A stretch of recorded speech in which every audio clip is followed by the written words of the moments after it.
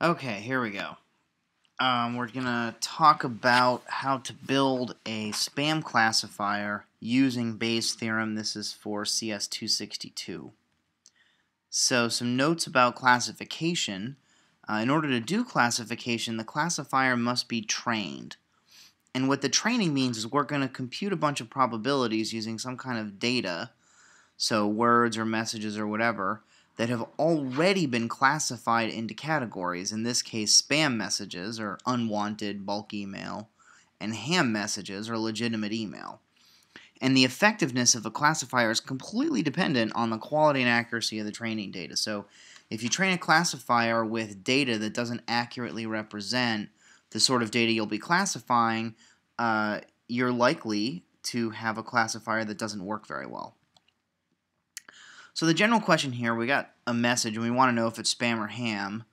You can always compute the sort of prior probability. So if you have 1,000 emails and you go through and you classify them as spam or ham, you might find that 800 of those messages are spam and maybe another 200 are ham or legitimate emails. So the basic probabilities here, probability of spam is 0.8 and the probability of ham is 0.2. So you could just kind of guess that any incoming message is 0.8 spam, and maybe throw away 8 out of every 10 messages, but that's not going to be very accurate. What we really need to do is look at the individual words within these messages to try to improve our chances rather than just using the overall probability of any given message, and that's where Bayes' theorem is going to come in.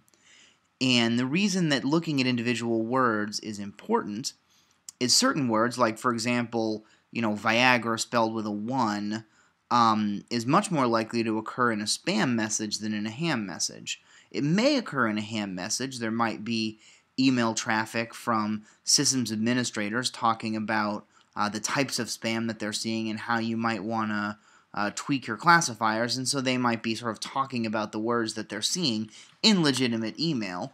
But more than likely, if you see things like Viagra or free pills or enlargement of various kinds or replica watches or enter your password into this creepy website or something like that, those words are not always used in spam, but are more likely to be used in spam than they are in legitimate messages. So for example, from our hypothetical example on the previous slide, we knew we had 800 spam messages. Now suppose Viagra occurs in 600 of those.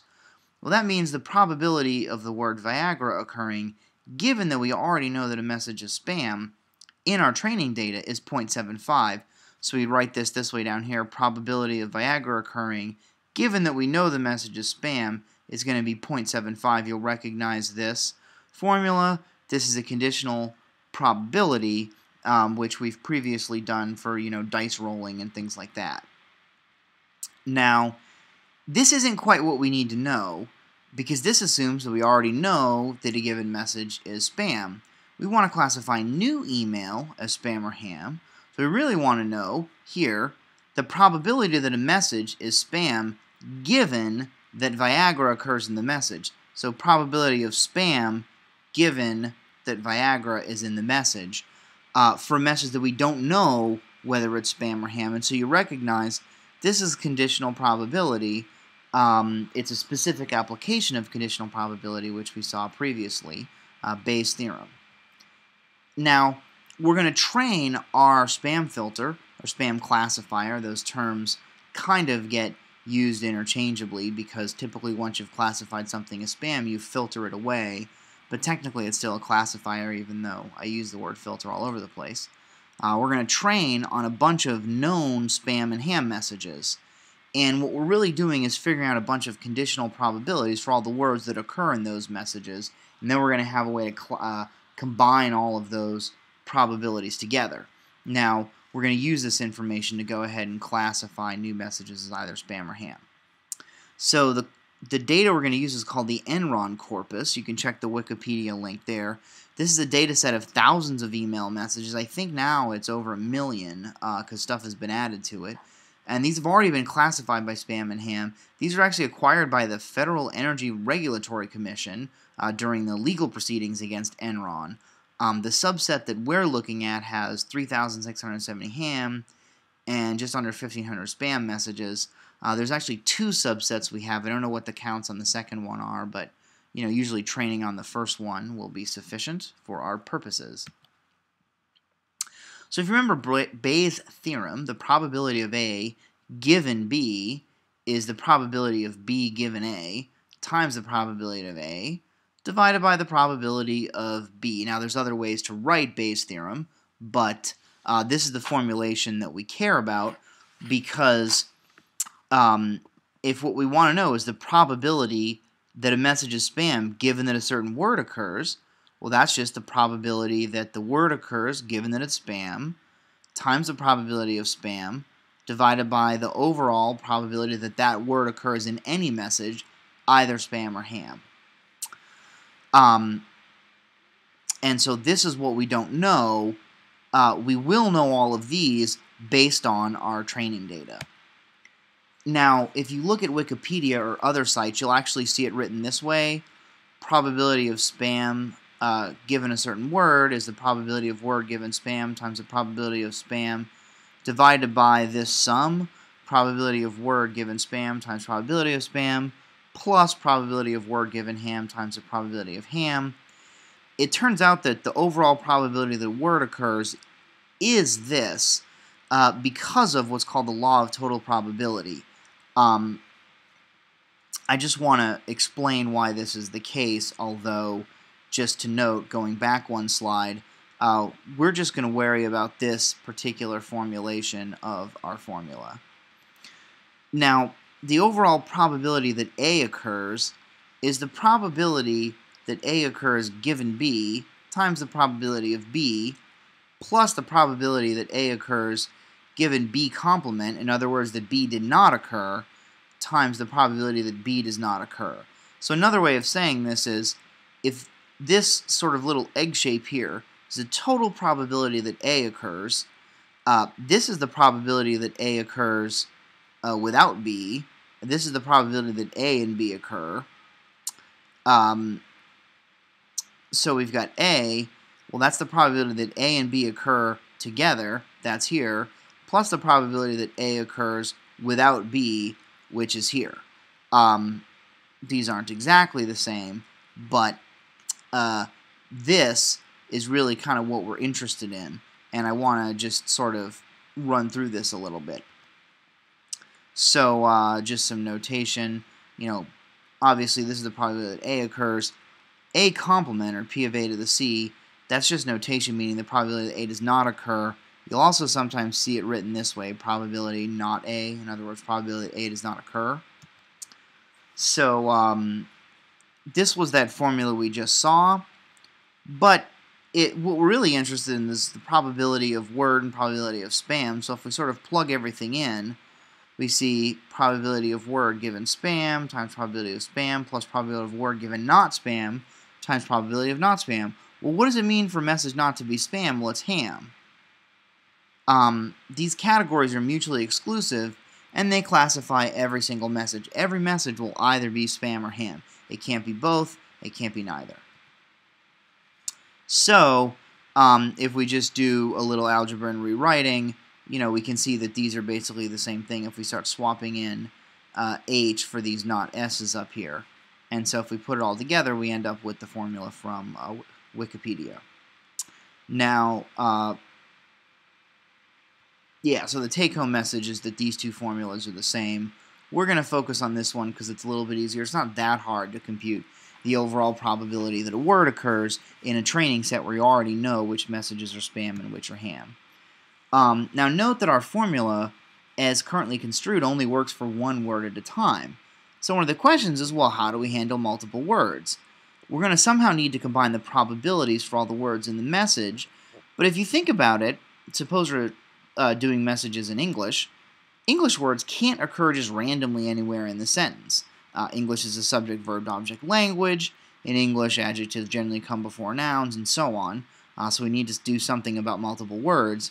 The other thing we have to handle is duplicate words in a message. What do we do if the word Viagra occurs 15 times in a message? How do we handle that? And so, if you want to pause and think about that for a minute and pontificate, that's a good idea. I'm just going to jump ahead.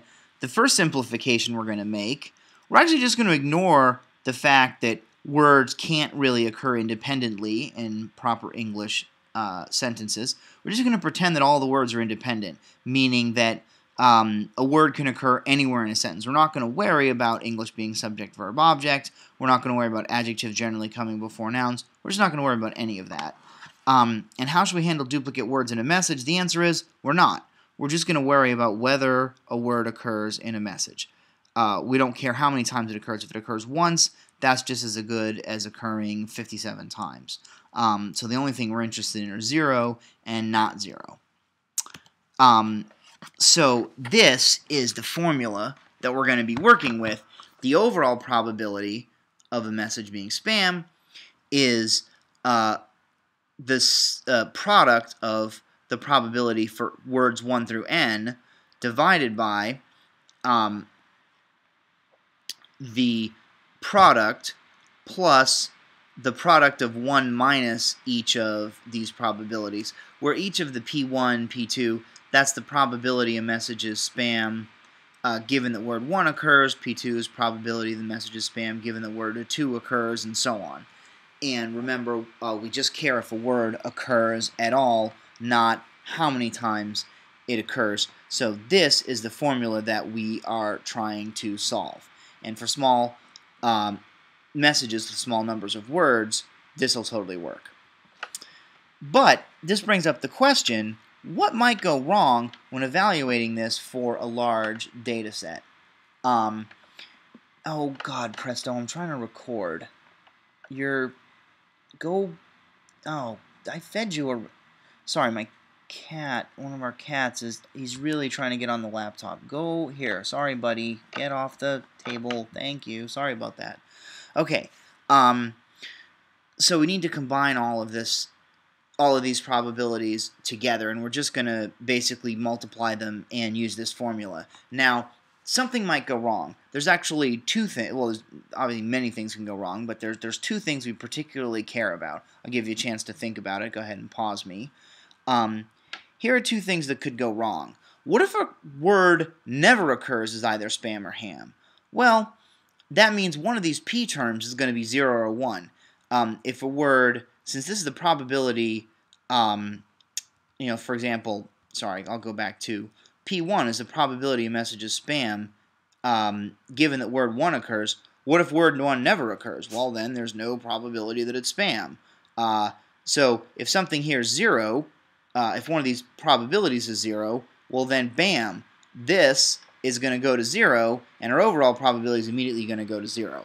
That's not very useful. Similarly, suppose a word always occurs as spam.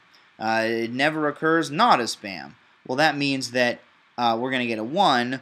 That means this is going to go to 0, which is going to knock out this whole term, which means we're going to have this over this, which is going to just be 1. That's not really helpful. We don't really want to get back absolutely 0 or absolutely 1 when we're combining the probabilities for all these words. What we actually would really like to get back is, some, like 47% likely to be spam or 64% likely to be spam. We're trying to deal in this world of probabilities. So that's one problem we're running into. We have to do something to handle rare words or words that always occur one way or the other. We also have to deal with what's called floating point underflow. Now remember, these probabilities might be small, and then you're multiplying a whole bunch of small numbers together. You might get underflow. You've heard of overflow. An integer is 2 to the 32 bits. You get essentially from negative 2 billion to positive 2 billion. When you get past positive 2 billion, approximately, it rolls back around to negative 2 billion because you've actually only got 32 bits. You can also get underflow, where you get too small of a number to represent, and it basically just goes to 0. And so we can't really have it go to 0. That's not what we want to do. We want to avoid underflow. So how do we fix these? Well, if a word never occurs, the easiest thing is just ignore it. Another possibility is, if a word never occurs or only occurs one way or the other, is just estimate. So if a word always occurs as spam, replace it with the probability for the spammiest word you have that doesn't always occur as spam, or something like that. Simplest thing to do with rare words, just ignore them. If you've never seen the word before, who cares? If the word is always a 1, just ignore that one. For floating point underflow, we're actually going to take the natural log of both sides of the equation. When you take the natural log, small numbers are going to get bigger. You can also try using big decimal, which will try to store everything more accurately. I've never tried big decimal, so I'm not really sure how well it works. I like natural log because it allows me to practice doing, a huge amount of algebra. So let's rewrite this into a format that we can kind of mess with and manipulate here.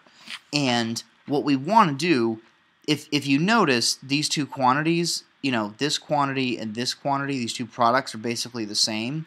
So what we're going to do is let x equal this product, and we're going to let y equal this product. So now the overall probability is x over x plus y.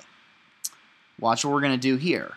So if the probability is x over x plus y, that means that 1 over the probability is equal to x plus y over x. We basically just kind of, did the reciprocal of both of these. So that's a pretty simple chunk of algebra. Now if we sort of multiply both sides by x, we get x over p equal x plus y. Now if we go ahead and subtract x from both sides, we get x over p minus x equal x plus y minus x. Well, those x's cancel out.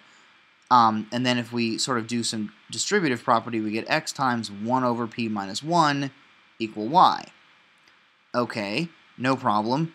Let's divide both sides by x. So we get 1 over p minus 1 equal y over x.